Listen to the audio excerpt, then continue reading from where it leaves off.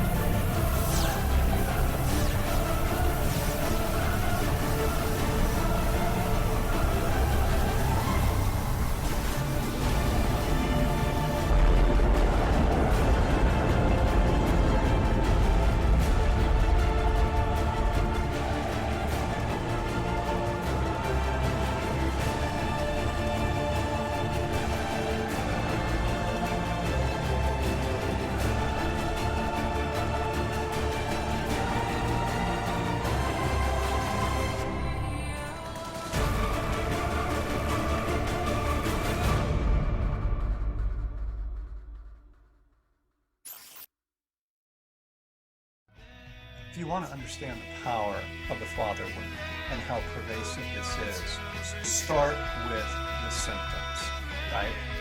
Like men are having a hard time being men. First off, you have all the addictions, right? The pornography, the gambling, the alcohol, the cocaine, the food, all that, right?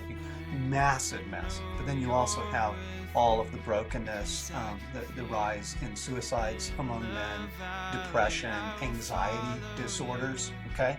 And then you just have all that, just kind of that army of great guys out there who feel like they're blowing it. They don't feel good as dads. They don't feel like they know what to do with a marriage. They don't know how to handle a career.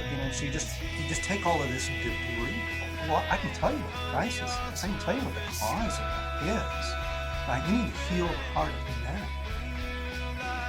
Then you'll get a man who knows how to love a woman. Then you'll get a man who knows how Most to of be a what dad. you see going on in church is like, maybe one day, if I do all of this stuff right, then maybe I'll actually trust in God, and then I'll be really close with him.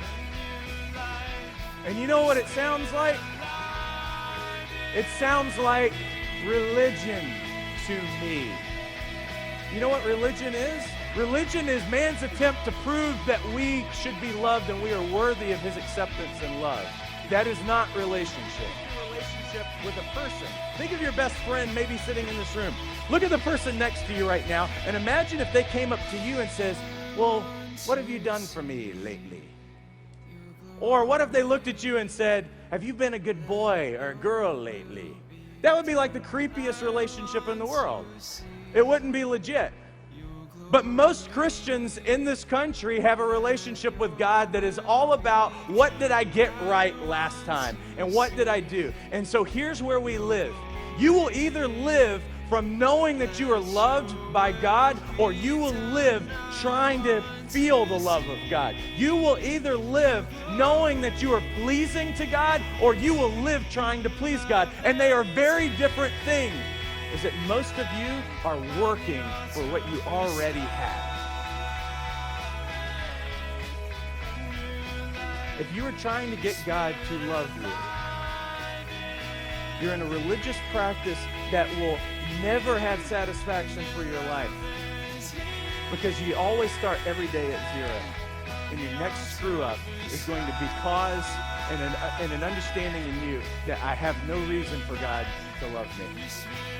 Maybe he's changed his mind about it. And what God has to do is he has to kill the orphan spirit in you. When you start going into the presence of God and he starts speaking truths about you, it really starts making the stuff come up to the surface. And it's really good because it needs to be dealt with. Some of you need to be in the presence of God with your deepest hurts, your deepest fears, and all of those other things, and let them come to the surface so that God can cut those things away from you permanently. Because it's the only thing that's going to bring full healing, and it's the only thing that's going to keep you out of this nasty cycle of abuse that you're going through spiritually. Why do you keep going through these cycles? Christian life is not supposed to be a cycle. It is supposed to be an upward trajectory where we ultimately look just like Jesus. That's what we're made for. And I will tell you, I'm a different man than I was a year ago. I'm a different man than I was 6 months ago. I'm a different man than I was 3 days ago. Because he keeps revealing himself to me, and he keeps loving me, and he keeps reminding me of who he is, that he's never changed his mind, that he will always remain the same, and he keeps telling me who I am. If you come into his presence and you don't find love, you'll still be empty and still be a slave when you go home. You really, really need to know the love of God. You need to encounter it.